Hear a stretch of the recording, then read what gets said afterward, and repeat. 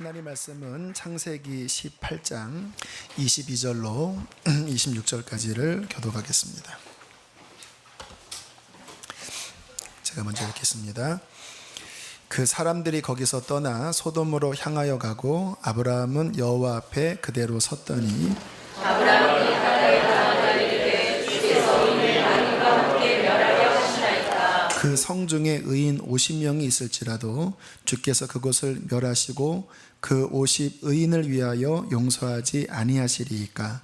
주께서 멸시하사 의인을 악인과 함께 죽이시면 부당하오며 의인과 악인을 같이 하심도 부당하니이다. 세상을 심판하시는 이가 정의를 하실 것이 아니니이다. 함께 있습니다. 여호와께서 이르시되 내가 만일 소돔 성읍 가운데에서 의인 50명을 찾으면 그들을 위하여 온 지역을 용서하리라. 아멘. 창세기 말씀은 이렇게 계속 연이어 되기 때문에 꼭 연속극 드라마 보는 느낌이에요.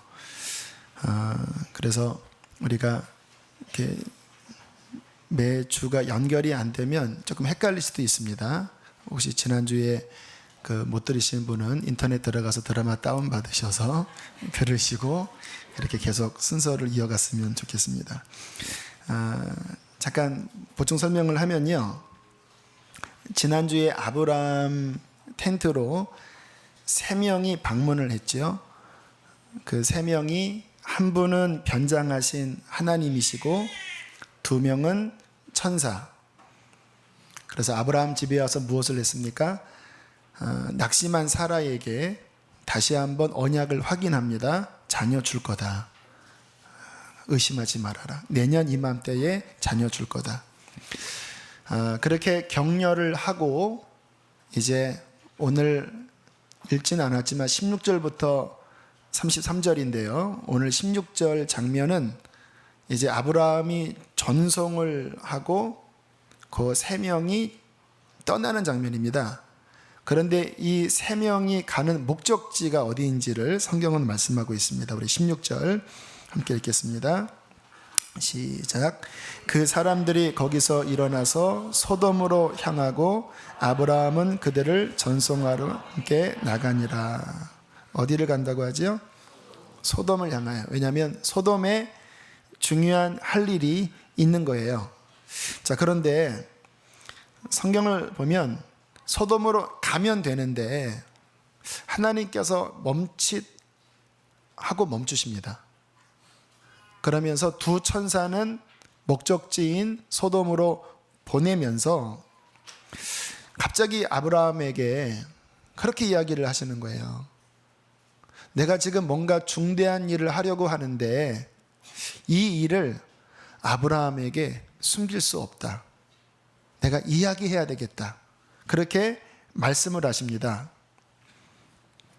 자, 그리고 난 다음에 하나님께서 아브라함에게 속에 있는 어떤 것들을 토로하시는 말씀이 18절, 19절에 나오는데 그 18절, 19절이 성경을 읽다 보면요, 다 중요한 말씀이지만 어떠한 구절은 핵심 구절이 있습니다. 핵심 구절은 뭐냐면 신구약 전체를 관통하는 핵심 주제라는 거예요.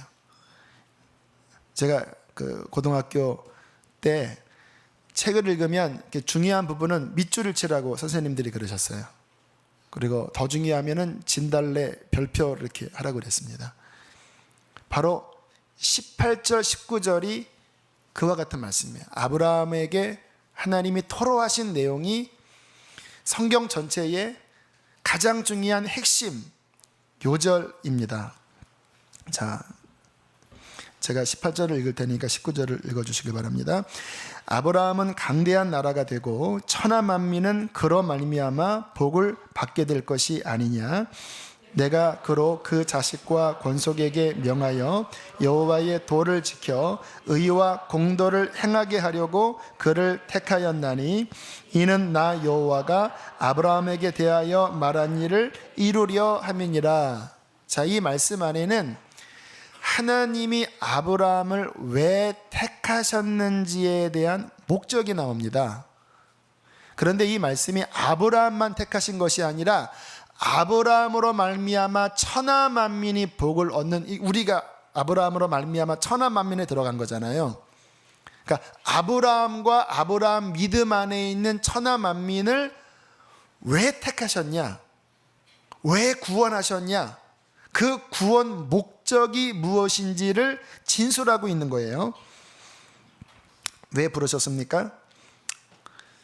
여호와의 도를 지켜 그의 백성들이 의와 공도를 행하게 하려고 우리를 부르셨다고 말씀을 하는 것입니다. 여러분, 이 세상은 죄악이 가득한 세상이에요. 어제 우리 김조광수 씨, 또 19살 연하남인 김성환인가요? 결혼을 했어요. 동성연애 결혼을 천하만민이 보는 앞에서 떳떳하게 하면서 결혼신고하고, 만약에 그거 안 받아들여지면 헌법소원하겠다. 수많은 사람들이 하객으로 참여하고 동조를 하고 있어요. 오히려 기독교인들을 편협하다고 조롱하는 이 세태, 그 부분은 다음 주에 좀 자세하게 다루겠습니다. 이 세상이 바른 하나님의 기준에서 벗어나서 뒤죽박죽 엉망진창이 된, 이게 죄악의 세상이에요. 하나님이 이 세상 가운데서 아브라함을 택하시고 뽑아내셨거든요. 교회라는 그 원어가 에클레시아인데, 에클레시아의 뜻은 빼내심을 받은 사람이라는 뜻입니다. 죄악 세상 가운데서 저와 여러분을 왜 빼내셨죠? 여러분은 이곳에서 하나님 앞에 예배드리고 있죠? 왜 이 자리에서 예배드리고 있습니까? 어떤 사람들은 교회 생활을 잘못 오해합니다. 이 힘든 세상에서 그래도 예배 한번 드리면 좀 마음의 위안을 찾고, 하나님이라고 하는 어떤 신에게 내 힘든 것을 기댐으로 말미암아 이 힘든 세상에 좀 힘을 얻기 위하여 교회를 다니는 분들도 계셔요. 여러분, 그거는 잘못 시작한 겁니다. 물론 하나님이 위안을 주시고 힘을 주세요. 하지만 그게 여러분을 부르신 목적이 아닙니다. 하나님이 저와 여러분을 부르신 목적은 이 죄악된 세상 가운데서 뽑아내셔서 우리로 하여금 여호와의 도를 행하고, 우리의 삶이 하나님의 말씀에 순종하는 삶으로서 의롭고 공의롭게 사는 백성이 되도록 저와 여러분을 부르신 것입니다. 이게 돼야 신앙생활인 거예요. 이렇게 살 때 저는 주님 만나고 주님을 따라가면서 제가 참 기쁜 것이 뭐냐면요, 주님의 도를 배우고 주님의 의와 공도의 삶을 살아갈 때 그렇게 기쁜 거예요. 세상의 죄의 삶도 기쁨이 있습니다. 술 마시고 하룻밤 성관계 맺고 자기가 육체의 욕구가 하고 싶은 대로 그렇게 발산하고 하면 잠깐 만족스럽죠. 그러나 그 뒤가 고통스럽습니다. 마음은 갈갈이 찢겨지고 더 갈증이 나고 가정은 깨지고 인생이 망가지잖아요. 하지만 하나님의 도를 따르고 의롭고 공의롭게 살아가잖아요. 그게 힘든 길이기는 합니다. 하지만 그 길을 걸어갈 때 그 양심 안에 하나님의 샬롬, 평강과 하나님의 기쁨을 그 안에 부어주시는 거예요. 이게 신앙생활의 기쁨입니다. 제가 좋아하는 배우 가운데 한 분이 우리 차인표 씨입니다. 차인표 씨 이렇게 하는 이야기를 들어보니까 참 감동적이더라고요. 본인의 인생이 2005년도에 거듭났다고 하더라고요. 그때 무슨 일이 있었냐면, 아내가 컴패션을 통해서 인도의 가난한 그 아이들과 함께 사진, 화보를 찍는 그 일을 하려고 했다가 무슨 일이 생겨서 못 가게 됐대요. 그래서 관심도 없는 자기에게, 남편에게 좀 대신 갔다 오라고 하는 요청을 받았대요. 너무 짜증이 났다고 하더라고요. 왜냐하면 그 냄새나는 아이들에게 가서 이게 자기 이 스타일 구겨지는 거잖아요. 그래서 억지로 가면서요, 원래는 거기가 그 자비량 NGO이기 때문에 돈이 별로 없는 단체거든요. 그래서 보통 그냥 이코노미 클래스를 끊어줬는데 전화해서 나는 구제하러 가는 게 아니라 화보 촬영하러 가는 거니까 비즈니스로 끊어달라. 그렇게 하고 선글라스 끼고요, 아주 기분 나쁜 얼굴로 비행기 타고 있었다고 하더라고요. 그리고 이제 캘커타에 최극빈 아이들을 만나러 가는데 컴패션의 서정인 대표가 좀 조심스럽게 이야기를 하더래요. 지금 당신이 만나는 아이들은 세상에서 제일 가난한 아이들이다. 그 아이들을 만나면 꼭 이 말을 해줬으면 좋겠다. 당신을 사랑한다. 그리고 내가 너를 위로하고 싶다. 그리고 너는 사랑받기 위해서 태어난 아이다. 뭐 말은 할 수 있으니까 그래서 알았다고 하고 이제 어느 한 건물로 들어가니까 그 지저분하게 생긴 아이들이 이렇게 박수로 환영을 하더래요. 그리고 맨 앞에 서 있는 아이가 이렇게 손을 내밀고 악수를 청하더래요. 또 그 아이의 손을 잡는 순간 갑자기 속에서 폭포소와 같은 말들이 이 속에서 부어지더래요. 무슨 말입니까?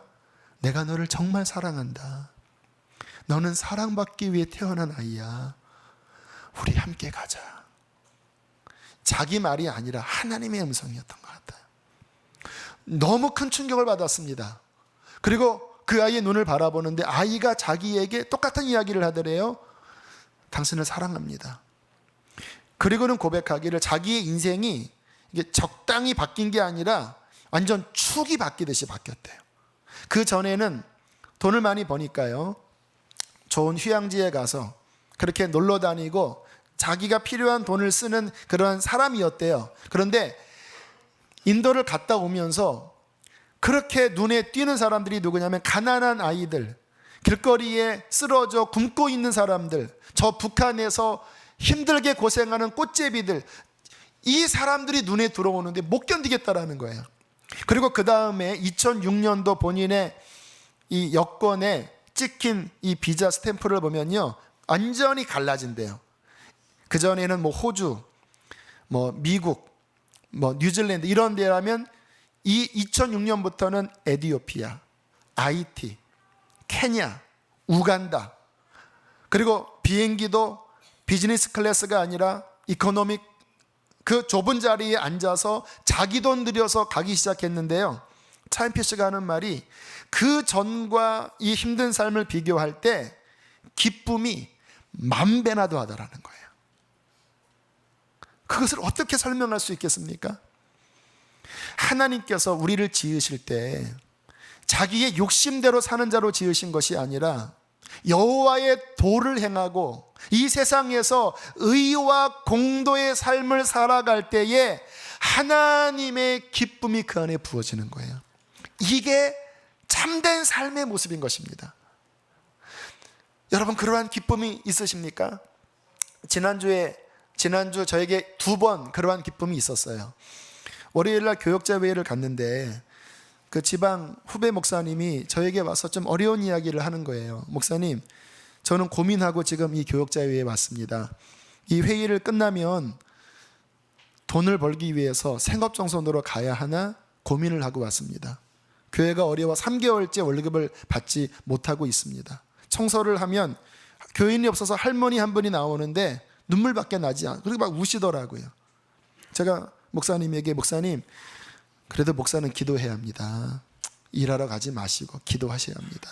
그 이야기를 하고 너무 마음이 아파서 화요일 날 새벽 기도 때 급히 광고를 했더니 몇몇 분들이 타교인도 이렇게 돈을 모아주셔서 수요일 날인가 보내드렸어요. 저도 조금 합해서. 마음이 근데 그렇게 행복해요. 아프면서도 행복하더라고요. 내가 형제의 아픔을 지나치지 않고 함께 짊어진 삶이 여호와의 도잖아요. 마음이 기뻤습니다. 그리고 금요일 날 저희 교회가 이제 파송하기로 한 열방유업교회 전화를 드렸습니다. 목사님, 저희 교회도 개척교회입니다. 그런데 하나님이 마음을 주셔서 9월 29일부터 2목장 정도씩 예배 지원을 좀 해드리려고 합니다. 괜찮으실까요? 그랬더니 목사님이 너무 기뻐하시면서 그러면 저야 너무 좋죠. 40대 초반의 목사님이세요. 아이가 2인가 있어요. 개척했는데 교인이 한둘인데 사람들이 왔다가 너무 교인이 없으니까 다음부터 안 온대요. 그분에게는 생존이잖아요. 너무 감사하죠. 그리고 전화를 끊었는데 제 마음이 너무 또 기쁜 거예요. 하나님의 그 기쁨의 은혜 아십니까? 제 마음에 부어지는 거예요. 왜냐하면 하나님께서 그 결정을, 그 하나님의 마음을 품는 것을 하나님께서 기뻐하신다라는 거예요. 그리고는 제 마음이 지난 한 주간 계속 감격 속에 또는 눈물 속에 그렇게 기쁨으로 그렇게 보냈습니다. 여러분, 하나님께서 우리를 부르신 삶은요, 욕심의 삶이 아닙니다. 세상 사람처럼 살면 망하는 거예요. 여호와의 도, 그것이 희생일지라도 힘들지라도 하나님의 의를 행하고 공의로운 삶을 살아갈 때에 그 삶에 하나님의 축복과 평강이 함께 할 것입니다. 이 세상 악하지요. 정말 끔찍할 정도의 일들이 이 세상에서 벌어지고 있죠. 여러분, 한 주 동안 그런 것들 회사에서 또 뉴스에서 여러분 목도하지 않으셨습니까? 여러분, 이 세상이 하나님을 떠나서 지금 어떻게 되고 있는지를 아셔야 돼요.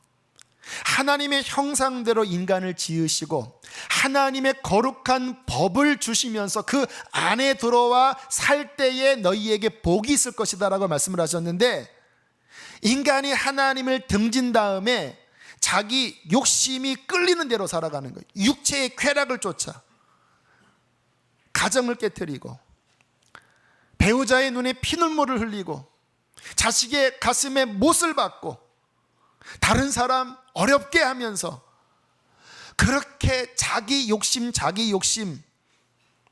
붙잡고 인간들이 살아가고 있어요. 그 가운데에 하나님께서 저와 여러분을 부르셔서 하나님의 도를 따르라고 말씀을 하시는 겁니다. 오늘 이 자리에 왜 앉아 계시죠? 하나님을 예배하기 위해서 앉아 계시죠? 그러나 중요한 것이 있습니다. 우리가 이 예배를 통하여 하나님의 도를 배우는 것입니다. 주님의 길이 무엇인지를 배우는 거예요. 그리고 힘써서 나의 생명을 주님 앞에 매일 쏟아 부으면서 하나님이 이끄시는 그 의로운 길을 걸어갈 때에 그 삶이 진정한 축복의 삶이 될 것입니다. 부자가 되고 좋은 집 살고 사업 성공하는 그게 인생의 목적이 아니에요. 여호와의 도를 따른다면 그 인생에게는 하나님의 영광이 함께 할 것입니다. 그러나 만약 하나님의 도를 떠나서 자기의 욕심대로 살아가면 무슨 일이 벌어질까요? 그 참담한 결과가 이제 오늘 그리고 다음 주에 성경 말씀에서 우리에게 증언하고 있는데요. 자, 먼저 오늘 20절, 21절을 함께 보겠습니다. 죄악 가운데 살아갈 때 무슨 일이 벌어지는지 두 절을 읽습니다. 시작. 여호와께서 또 이르시되 소돔과 고모라에 대한 부르짖음이 크고 그 죄악이 심히 무거우니 내가 이제 내려가서 그 모든 행한 것이 과연 내게 들린 부르짖음과 같은지 그렇지 않은지 내가 보고 알려하노라. 자, 여기에 뭐라고 말씀하시냐면 소돔과 고모라, 이 죄악의 상징인 도시잖아요. 이 소돔과 고모라 땅에서 자행되는 그 죄가 사라지지 않고 하늘을 향하여 찌를 듯이 부르짖는다라는 거예요. 가인이 아벨을 돌로 쳐서 죽였을 때 하나님이 뭐라고 말씀하는지 아십니까? 아벨의 피가 내게 부르짖었다. 여러분, 죄는요 사라지지 않아요. 과거의 하나의 지나가고 잊혀진 사건이 아니에요. 지금도 보세요. 과거에 대통령 권좌에 앉아서 그렇게 했던 그 악에 대하여 지금까지 추궁을 받잖아요. 이 땅의 법도 잘못에 대하여 그것이 해결되기 전까지는 부르짖습니다. 이 죄는요 두 방향을 향하여 부르짖는데, 첫 번째는 죄를 저지른 사람의 양심 안에서 부르짖어요. 많은 사람들이, 아마 여기 계신 많은 분들도 그러실 거예요. 과거에 했던 나의 과거에 범했던 나의 실수, 잊혀진 듯 하지만 어느 날 그거와 연상된 말을 들을 때, 장면을 볼 때, 생각이 떠오를 때 가슴이 찔리지 않나요? 왜 찔리죠? 죄가 여러분의 양심 안에서 부르짖는 거예요. 그것 때문에 많은 사람들이 평생 씻을 수 없는 괴로움 가운데 살아갑니다. 지금 제가 드리는 이 예는 정확한 근거는 아니라 제 느낌입니다. 그러니까 그렇게 그냥 감안하시고 들으시면 되겠는데, 제가 안산 광림교회에 있을 때 제 사무실에 저희 교회 집사님이 전도 대상자 누구를 데리고 찾아왔어요. 저에게 이분에게 좀 복음을 전해달라고 하시더라고요. 40대 초반 정도의 남성이었습니다. 그런데 모르겠어요. 그냥 느낌입니다. 얼굴을 보는데 스산한 거예요. 여러분, 사람의 살기를 느껴보셨나요? 이 표정 안에서 살기가 느껴지는 거예요. 무섭더라고요. 그래서 제가 아무튼 전도 대상자가 왔으니까 복음을 전했습니다. 우리의 죄에 대하여, 십자가의 용서에 대하여, 구원에 대하여, 그리고 회개하고 예수님을 영접할 것을 전했는데, 갑자기 이분의 얼굴이 막 일그러지더니, 영접하려고 할 때 일그러지더니 나는 할 수 없다. 그러면서 하는 말이 내가 범한 죄가 얼마나 큰지 아냐고. 그거를 이야기하면 끔찍할 거라고. 약간 비웃듯이 웃으면서 얼굴이 일그러지는데요, 이게 가슴이 스산하더라고요. 이분이 사람을 죽였나? 몇 번 권유했지만 이 본인 양심 안에서 뭔가가 외치고 있는 거예요. 너는 안 돼, 너는 안 돼. 뭐 그렇게 막 저항을 하다가 끝내는 가버렸습니다. 그때 제가 갖고 있던 성경책을 그분에게 선물로 드렸어요. 그리고는 지금까지 더 이상 그분을 만나지 않았지만,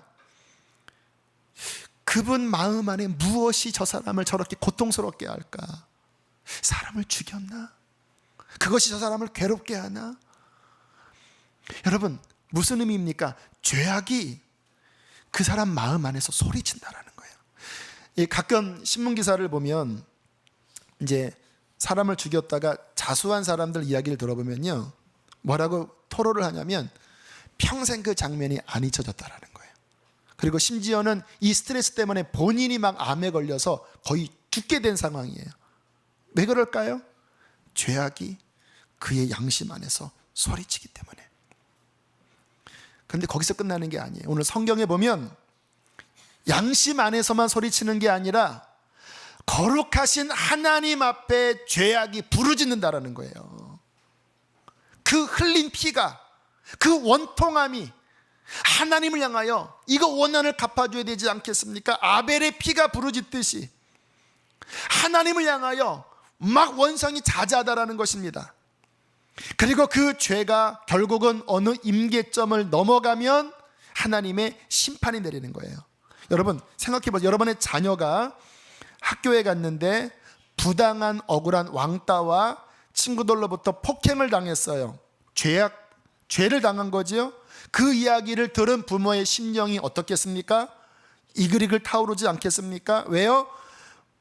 부모에게 기준이 있잖아요. 이 아이가 학교에서 마땅히 대우받아야 될 기준이 있는데 친구들로부터 부당한 일을 당할 때 여러분 안에 타오르는 분노는 무엇입니까?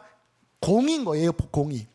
그런데 그것보다 상상할 수 없을 정도로 거룩하시고 의로우신 하나님이 이 땅에 소돔과 고모라의 그 죄악의 부르짖음을 들으셨을 때에 무슨 일이 벌어집니까? 심판이 내리는 거예요. 그게 바로 성경에 말씀하시는 심판입니다. 소돔과 고모라의 심판, 창세기 6장의 노아의 심판, 앞으로 있을 세상의 마지막의 심판은 의로우신 하나님이 그 인간 세계에서 벌어지는 온갖 반역과 불의를 결국은 하나님의 의로운 재판으로 결단 내시는 것이 마지막 심판인 것입니다.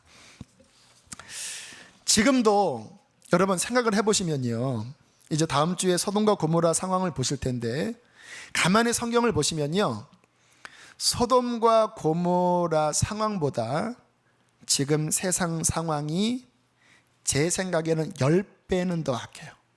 그 말은 뭐냐면 지금 이 세상에 죄악이 오늘 성경보다 더 강렬하게 하나님을 향하여 외치고 있다는 거예요. 세상만 외칩니까? 혹시 여러분이 범한 죄악이 여러분의 양심 안에서 하나님의 공의를 향하여 그 죄악이 외치고 있지 않나요? 여러분, 어떻게 해야 합니까? 결국 이 죄악 때문에 심판이 내리는데 어떻게 해야 합니까? 기억하십시오. 이 세상에서 유일한 한 장소가 있어요. 그 죄의 부르짖음이 풀어지는 이 세상에 유일한 장소가 있어요. 예수 그리스도의 십자가입니다. 유일한 장소예요. 왜 예수 그리스도의 십자가라는 장소에서 죄의 부르짖음이 갑자기 해결이 될까요? 예수의 십자가는요, 온 인류의 그 죄의 부르짖음, 죄는 뭐라고 부르짖냐면 원수 갚아달라는 거예요. 바르게 만들어달라는 거예요. 내가 당한 것을 갚아달라는 거예요. 죄의 대가는 결국 죽음입니다. 죄의 심판은 죽음이에요. 죽여달라는 거예요. 인간을 죽여달라는 거예요. 왜? 죄를 범했으니까. 그런데 예수의 십자가는 온 인류의 죄의 부르짖음을 하나님의 아들이 인간 대신 제물 대신 본인의 육체 안에 그 모든 죄의 부르짖음을 다 받아내 버리신 거예요. 마치 몇십 년 전에 누가 훈련하다가 수리탄을 잘못 던졌는데 강제고소령이 덮어서 본인 몸으로 받아냈잖아요. 그래서 사람을 살려서 그분이 순국열사가 아닙니까? 예수 그리스도께서 온 인류의 그 죄의 대가를 한 자신의 몸에, 흠없는 자신의 몸에 다 받아내 버리시고 자신 안에서 죄악의 호소가 끝내버릴 은혜의 자리를 마련하신 것입니다. 그래서 누구든지 정말 어떠한 죄가 있든지 회개하는 마음으로 예수의 십자가 앞에 가서 그 양심을 찌르는, 하나님을 향하여 심판을 호소하는 그 죄악들을 자백하면 하나님은 의로우사. 왜 의로우십니까? 의로우신 심판이 십자가에서 해결됐으니까 의로우신 거예요. 미쁘시고 의로우사 우리의 모든 죄를 사하시고 그 죄의 부르짖음이 더 이상 우리를 공격하지 않도록 그 십자가에서 해결해 버리시는 것입니다. 구약 성경에 보면 그 놀라운 진리를 그림으로 하나님께서 만들어 놓으신 곳이 바로 그 성전 또는 성막 지성소에 있는 법궤입니다. 법궤. 잘 모르시는 분에서 간단하게 설명하면 구약에는 이러한 예배당이 아니었고 성막 텐트나 솔로몬 때는 성전을 잘 건설했는데 거기에 핵심 센터는 지성소입니다. 그 지성소에는 뭐가 있냐면 법궤가 있어요. 법궤 안에는 십계명이 있습니다. 하나님의 의로운 도가 있어요. 이 의로운 도에 어긋나면 심판이거든요. 그런데 그 법궤 위에 금으로 된 한 그 자리가 있는데 거기에 천사가 이렇게 덮여 있고 이 자리를 시은좌, 뜻은 은혜를 베푸는 자리라는 뜻이에요. 성경에 뭐라고 말씀하냐면 1년에 한 번씩 대제사장이 이곳에 들어가서 피를 뿌리면 내가 그 피를 보고 이스라엘의 죄악을 용서하리라.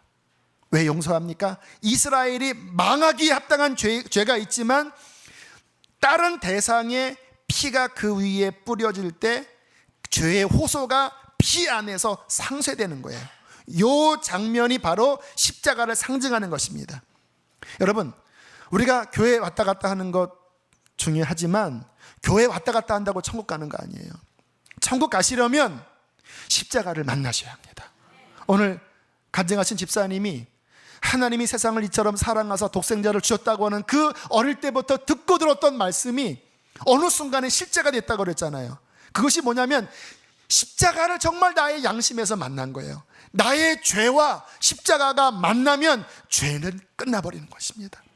우리의 어떠한 허물도 십자가를 만나면 그 죄는, 그 허물은 사해져 버리는 거예요. 중요한 것은 십자가를 만나셨나요? 정말 온 마음 다하여 회개하고 십자가를 바라보고 어린 양 예수 그리스도를 정말 마음으로 믿으셨나요?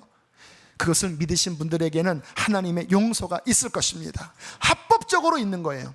만나지 못했다면 교회만 다니지 마시고 십자가를 만나십시오.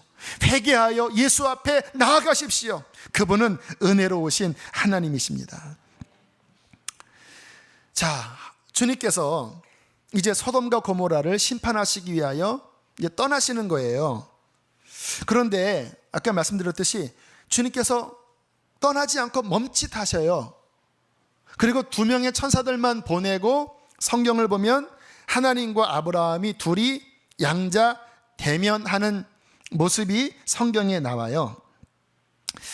자, 우리 22절 함께 읽어보겠습니다. 22절 시작. 그 사람들이 거기서 떠나 소돔으로 향하여 가고 아브라함은 여호와 앞에 그대로 섰더니. 왜 안 가셨을까요? 하나님께서 소돔을 심판하신다고 하는 말씀을 하셨을 때 아브라함의 마음 안에 근심이 찾아왔습니다.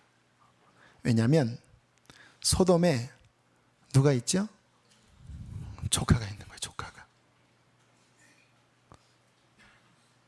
한 20년쯤 전에 아브라함과 롯의 가축들이 너무나 늘어나서 다툰 일이 벌어지다가 결국 롯이 스스로 소돔을 선택해서 갔어요. 어떻게 보면 밉기도 한 조카입니다. 그러나 아브라함이 사랑하는 조카예요. 주님께서 소돔을 멸망시키겠다고 하시는 말씀을 들었을 때 속에서 그럼 롯은 죽는 거잖아요. 여러분, 쓰나미 일어날 때 거기 있던 사람 다 죽었잖아요.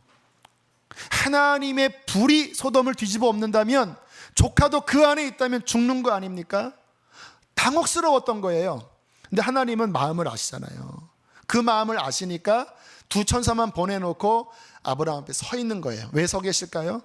이렇게 말씀을 하시는 겁니다. 아브라함아, 너 나한테 할 말이 있구나. 너 나한테 요청할 게 있구나. 아브라함아, 말해봐라. 말해봐라. 여러분, 우리가 오늘 이 후반부를 통하여서 중요한 것을 배워야 되는데요. 우리 신앙생활의 가장 중요한 것 가운데 하나가 뭐냐면 중보를 배우는 것입니다. 제가 오늘 이 자리에 있기까지 제 힘으로 있지 않았습니다. 누군가 눈물 어린 중보를 해주셨어요. 여러분이 오늘 이 자리에 있기까지 그냥 여러분이 계신 거 아니에요. 누군가 해산의 수고를 하는 눈물의 기도가 있었기 때문에 그 중보를 통하여 여러분이 이 자리에 있는 거예요. 신앙생활에 중보를 이해하는 것은 너무나 중요합니다. 왜냐하면 하나님은요, 하나님이 계시고 하나님에게는 공의와 인자가 같이 있습니다. 이 세상에 우리가 아는 많은 사람 가운데 찌그러지고 또 아파하고 죄악 가운데 있는 사람들이 있어요. 주님께서 그 인간을 바라보시면서 심판을 하셔야 돼요. 또는 어떤 문제가 있는데 인자를 베풀으셔야 돼요.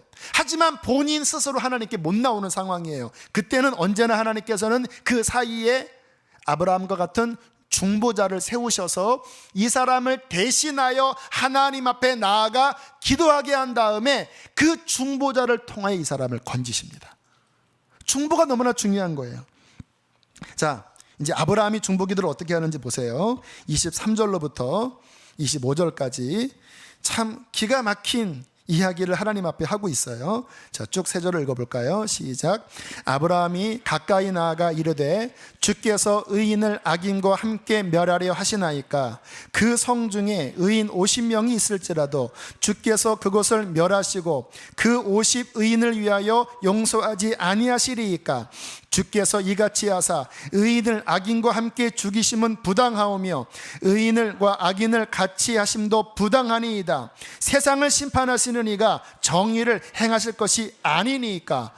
지금 건방지게 따지고 있는 거예요. 이렇게 가정을 하는 겁니다. 하나님, 그 성에 10,000명이 있는데 9,950명은 당신이 이야기하는 것처럼 악한 사람이라고 그래 인정합니다. 그런데 그 가운데 50명은 그래도 선한 사람이 있을 거 아닙니까? 50명. 그러면 하나님, 자비하신 하나님, 그 50명 때문에 그 성을 사해 주는 것이 하나님의 자비 아닙니까? 만약에 9,950명이 악하다고 그들과 함께 50명을 함께 멸해버리면 그거는 부당한 것이 아닙니까? 하나님이 세상을 심판하신다면 의롭게 심판하셔야지요. 그 50명이 적더라도 그들을 함께 멸하는 것은 옳지 않은 겁니다. 굉장히 건방진 말이에요. 그런데 하나님께서는 건방지게 받지 않으셨습니다. 왠지 아십니까? 이게 중보예요. 중보는 뭐냐면 하나님과 이쪽 편 사이에 서서 이쪽을 살려달라고 하나님 앞에 떼를 쓰는 거예요. 아브라함이 지금 이렇게 기도하는 건 자신 때문에 기도하는 거 아닙니다. 롯을 위한 기도였고, 좀 더 확장하면 소돔 땅이 멸망하지 않기를 바라는 마음으로 50명을 끄집어내면서 하나님이 의롭다면 50명 때문에 살려줘야 합니다. 그렇게 하나님 앞에 지금 제시하고 있는 거예요. 조금 이 말씀의 흐름에서 잠깐 벗어난 이야기 하나를 잠깐 말씀을 드리고 다시 본론으로 들어올게요. 많은 분들이 그러한 질문을 해요. 예수님 믿어야 천국 간다고 이야기를 하면 조선시대 사람들은 다 지옥 갔냐? 이순신 장군 지옥 갔냐? 또 정신지체가 있어서 복음을 이해하지 못하는 사람이나 어린아이들은 죽으면 지옥 가냐? 그런 질문들을 하세요. 저는 이렇게 대답합니다. 저는 모릅니다. 그러나 한 가지 아는 것이 있습니다. 하나님께서 세상을 이렇게 하든 저렇게 하든 심판을 하셨다면, 천국으로 보내셨던 지옥으로 보내셨던 어떤 결정을 하셨다면, 세상을 심판하시는 하나님은 가장 의롭게 하셨을 것입니다. 왠지 아세요? 사람의 그 의로움의 기준도 실은 하나님께로부터 온 파편이에요. 하나님 그분 자체가 완전히 의로우신 분이십니다. 그분에게는 조금의 치우침, 조금의 그림자도 없는 가장 완벽한 저스티스, 공의로 세상을 끌어나가고 세상을 심판하세요. 성경의 백보자가 뭐냐면요, 흰보자라는 뜻인데 심판의 보자입니다. 그 뜻은 눈꽃만침의 불의와 허물도 타협이 않는다는 거예요. 이순신 장군 모르겠어요. 저는 대답할 수 없습니다. 그러나 마지막 주님 앞에 가면 모든 것이 드러날 때에 우리는 뭐라고 외치는지 아십니까? 당신의 심판은 의로우십니다. 하나님이 그때 그렇게 행하신 것은 의로우십니다. 당신의 의로우심은 완전하십니다. 왜요? 하나님은 그러한 분이세요. 더 중요한 거는요, 그 의로운 잣대로 하나님이 당신에게도 오실 것입니다. 십자가 만나셔요. 십자가로 들어가지 않으면 여러분, 우리는 소망이 없습니다. 십자가 안에 하나님의 의의가 성취가 되신 것입니다. 자, 다시 본론으로 돌아오면요, 자, 하나님께서 아브라함에게 뭐라고 대답하시는지를 한번 읽어보실까요? 26절 시작. 여호와께서 이르시되 내가 만일 소돔 성읍 가운데서 의인 50명을 찾으면 그들을 위하여 온 지역을 용서하리라. 두 가지 의미입니다. 첫 번째, 나는 용서하기를 원한다. 그래, 네 말대로 맞다. 50명만 있으면 그 온 성읍을 내가 사할 것이다. 또 하나의 의미가 뭘까요? 50명도 없다라는 거예요. 아브라함의 얼굴이 일그러졌습니다. 다시 하나님 앞에 용기를 내어 기도합니다. 27절 28절 함께 읽겠습니다. 시작. 아브라함이 대답하여 이르되 나는 티끌이나 재와 같사오나 감히 주께 아뢰나이다. 50의인 중에 5명이 부족하다면 그 5명이 부족함으로 말미암아 온 성읍을 멸하시리이까. 이르시되 내가 거기서 45명을 찾으면 멸하지 아니하리라. 5명 빼겠습니다. 5명. 45명은 있을 거 아닙니까? 그러면 자비하신 하나님, 45명까지는 커트라인이 되지 않을까요? 45명 있어도 나는 멸하지 않는다. 무슨 말입니까? 그것도 없다라는 거예요. 아브라함이 또 나갑니다. 29절 함께 읽겠습니다. 시작. 아브라함이 또 아뢰어 이르되 거기서 40명을 찾으시면 어찌하려 하시나이까? 40명으로 말미암아 멸하지 아니하리라. 한 번 더 나갑니다. 40절 시작. 노하지 마시옵고 말씀하게 하옵소서. 거기서 30명을 찾으면 어찌하려 하시나이까? 이르시되 내가 거기서 30명을 찾으면 그리하지 아니. 지금 아브라함이 힘겨운 요청을 계속하는 거예요. 여러분, 물건 깎을 때도요, 50만 원 시작해서 지금 45만 원, 40만 원, 30만 원 내렸는데 돈이 없는 거예요. 이게 여러분 힘든 거 아닙니까? 제가 어릴 때 저희 어머님한테 제일 힘들었던 게, 이게 뭐 하시다가 대영아 미원 사와라, 갔다 오면 아차 고춧가루도 사와라, 또 갔다 오면 아차 소금도 더 사와라, 한 번에 몰아서 얘기해요. 제가 그렇게 이야기를 했어요. 자꾸 이야기를 하시니까. 근데 이거는 어른이니까 자식에게 할 수 있는 거잖아요. 인간이 하나님한테 지금 이 네 번째 30년까지 내려왔어요. 31절 함께 읽습니다. 시작. 아브라함이 또 이르되 내가 감히 내 주께 아뢰나이다. 거기서 20명을 찾으시면 어찌하리 하시나이까? 이르시되 내가 20명으로 말미암아 그리하지 아니하리라. 32절. 아브라함이 또 이르되 주는 노하지 마시옵소서. 내가 이번만 더 아뢰리이다. 거기서 10명을 찾으시면 어찌하리 하시나이까? 이르시되 내가 10명으로 말미암아 멸하지 아니하리라. 몇 번 했는지 아세요? 지금 6번이나 했습니다. 50명에서 10명까지 떨어뜨렸어요. 우리가 오늘 이 본문을 통해서 중요한 것을 보시는데요, 하나님의 성품을 알 수 있는 거예요. 하나님 의로우십니다. 죄악을 심판하세요. 그러나 하나님은 자비하세요. 용서하고 싶어 하시는 마음이 있으신 거예요. 의롭기 때문에 재판을 하시지만, 그러나 의인 10명만 있어도 온 성을 사해 줄 만큼 하나님에게는 긍휼이 있으신 거예요. 주님께서는 그렇기 때문에 세상을 보시면서, 여러분의 삶을 보시면서 누군가 망해가고 또 어려움 가운데 있을 때 하나님의 그 긍휼과 자비를 붙잡고 늘어지는, 하나님 앞에 매달리는 그러한 중보자를 간절히 찾고 계십니다. 그 중보자가 하나님 앞에 탄원하면, 물론 중보기도는 전능하지 않아요. 결국 소돔과 고모라가 망하긴 망했어요. 그러나 중보자가 하나님 앞에 탄원하면 하나님께서는 진노 중에라도 그 중보기도자 때문에 긍휼을 베풀어 주시는 거예요. 자, 기가 막힌 말씀을 보실까요? 19장 29절 한번 보세요. 19장 29절 함께 읽겠습니다. 시작. 하나님이 그 지역의 성을 멸하실 때, 곧 롯이 거주하는 성을 엎으실 때에 하나님이 아브라함을 생각하사 롯을 그 엎으시는 중에서 내보내셨더라. 그 성이 너무나 타락해서 볼 것도 없이 지금 불로 뒤집으려고 하시다가 하나님께서 극적으로 롯의 가정을 뽑아내십니다. 왜요? 아브라함을 생각해서, 중보자를 생각하사.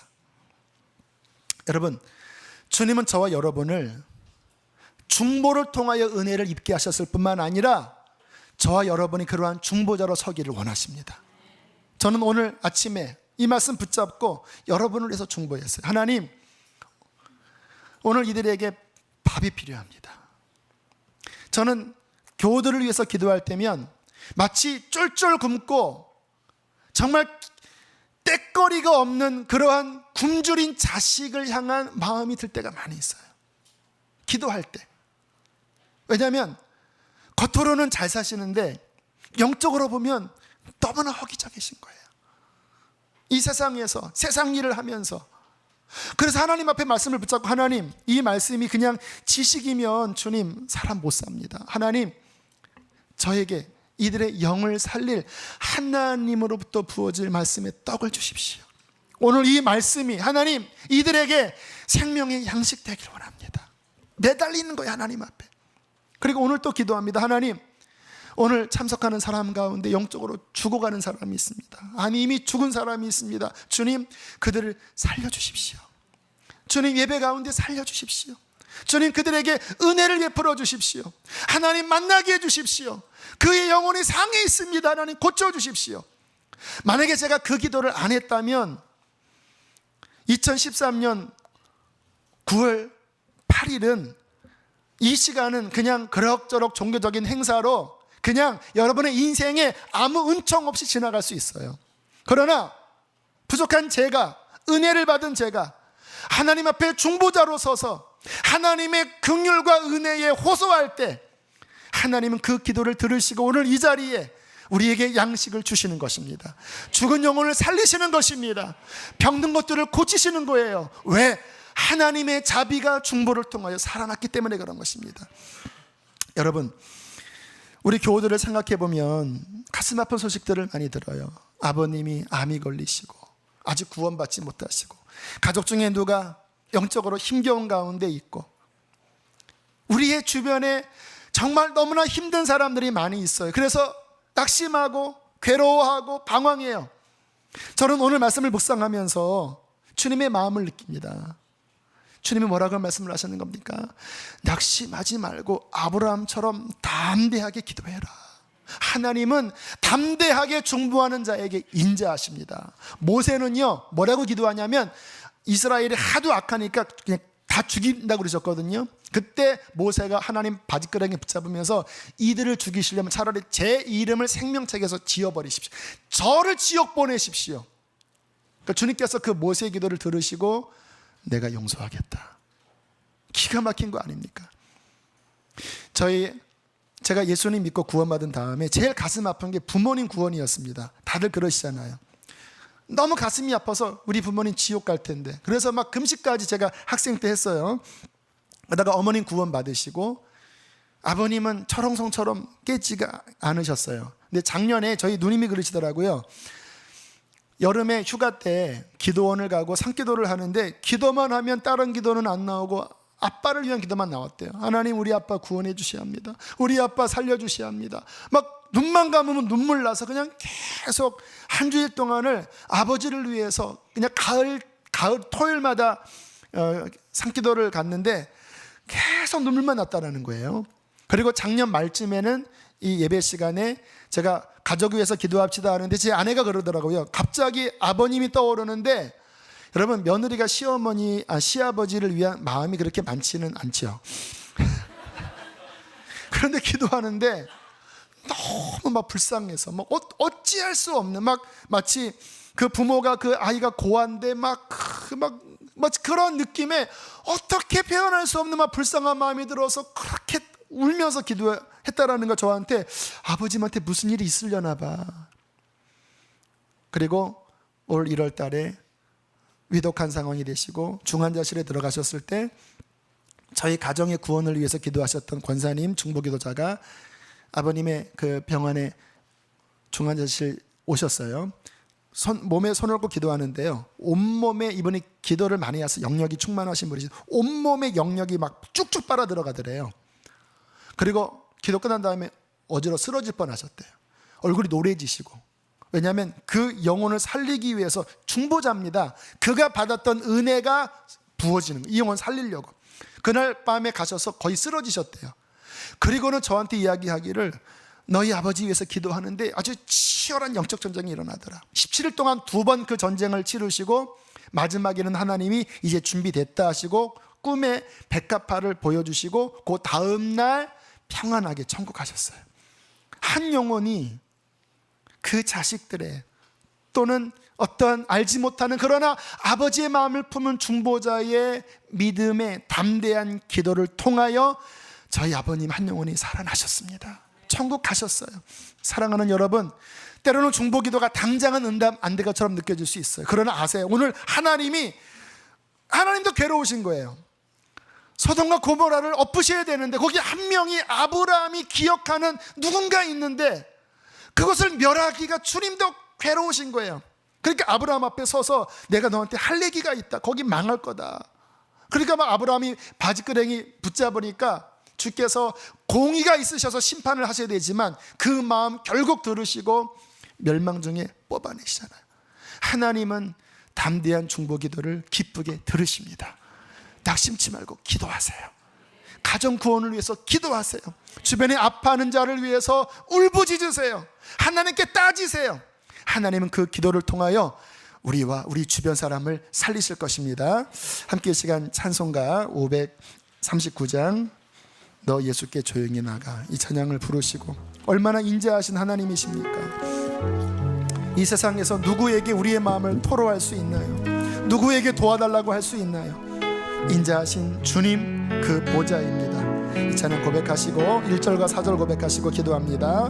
너 예수께 조용히, 너 예수께 인자하신 보좌 생명의 보좌 앞에 내 뭐든지 내려놓고 주 십자가 사랑을 믿어 죄 사함을 너 받으라. 주 예수께 조용히 나가 내 마음을 쏟아놓아. 늘 힘이시는 주님 그 은혜를 베푸시리. 너 주님과 사귀어 살며 너 주님과 사귀어 새 생명이 넘치리라. 생명이 넘치리. 주 예수를 찾는 이 앞에 주 예수를 찾는 이 참 밝은 빛 비추어라.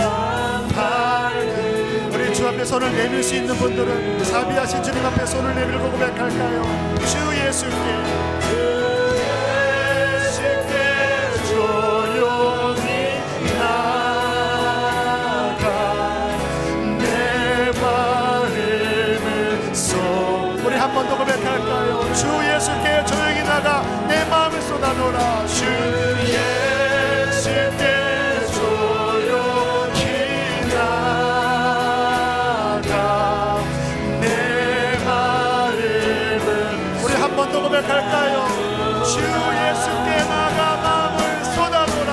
주 예수께 조용히 나가 내 마음을 쏟아놓으라.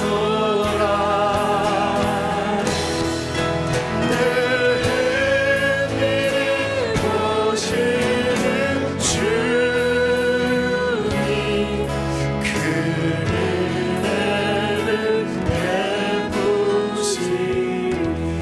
기도할 때 여러분 생각나는 사람이 있든지 아니면 자신의 영혼을 위해서 기도하든지 자비하신 보좌 앞에 나아가 하나님 긍휼을 베풀어 주옵소서. 하나님 그들을 구원하여 주옵소서. 함께 시간 기도하시겠습니다.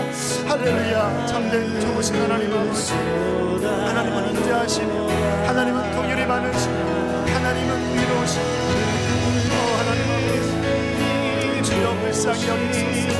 주여 불쌍히 여기소서. 아파하고 병든 이들이 많이 있습니다. 아버지 가족 가운데 고통 가운데 신음하는 분이 있습니다. 하나님 우리를 축복자로 부르셨습니다. 아버지여 불쌍히 여기소서. 세상을 심판하시는 이가 공의를 행할 것이 아닙니다. 우리의 눈물의 기도를 받으소서. 우리의 한온의 기도를 받으소서. 주여 불쌍히 여겨주십시오. 아버지께는 인자하심이 풍성하시다고 말씀하지 않으셨습니까? 하나님 저를 건져주십시오. 모든 악의 고통에서 아버지여 건져주시기를 원하나이다. 우리의 자녀를 살려주소서. 치료하여 주소서. 아버지 고쳐주소서. 하나님 아버지 우리가 주저하지 않고 주님 앞에 담대히 나아가 기도하는 백성들이 되어지길 원합니다. 주여 감사합니다. 주여 주님의 인자하심으로 인하여 감사드립니다. 주님 찬양합니다. 아버지 감사합니다. 하나님이 사랑이 많으시고 긍휼이 많으신 것을 인하여 감사합니다. 우리의 부르짖음을 외면하지 아니하시고 하나님 우리의 기도를 통하여 아버지 주님을 떠난 우리의 가족과 이웃을 살리신다고 말씀하시니 감사합니다. 하나님 주의 인자하심 앞에 호소합니다. 저를 살리시옵소서. 저를 고치시옵소서. 저를 구원하여 주시옵소서. 하나님, 당신의 사랑하는 백성들이 아브라함과 같은 당돌하면서도 아버지 당신의 인자를 의지하여 부르짖어 기도하는 중보자로 서게 하여 주시옵소서. 주 예수를 믿으라. 그리하면 너와 내 집이 구원을 얻으리로다. 우리를 통하여 가정을 구원하실 것을 믿나이다. 주님, 저 북녘 땅에 60년이 넘게 신음하며 고통하는 우리의 동족과 동포들이 있습니다. 아버지여 긍휼을 베푸실 때가 이미 지나지 않으셨습니까? 어느 때까지입니까? 하나님, 은혜를 베풀어 주옵소서. 저들에게 자유를 허락하여 주시옵소서. 주님, 감사합니다. 예물 드린 손길들 주 앞에 올려드립니다. 기쁘게 흠양하시고 우리의 삶의 모든 영역을 크신 능력으로 통치하여 주시옵소서. 이제는 우리를 죄에서 건지신 예수 그리스도의 은혜와 하늘아버지의 그 크신 사랑과 성령의 감동 감화하심이 참된 중보자로 서기로 결정하고 돌아가는 모든 이들의 심령 속에 충만히 함께 있을지어다.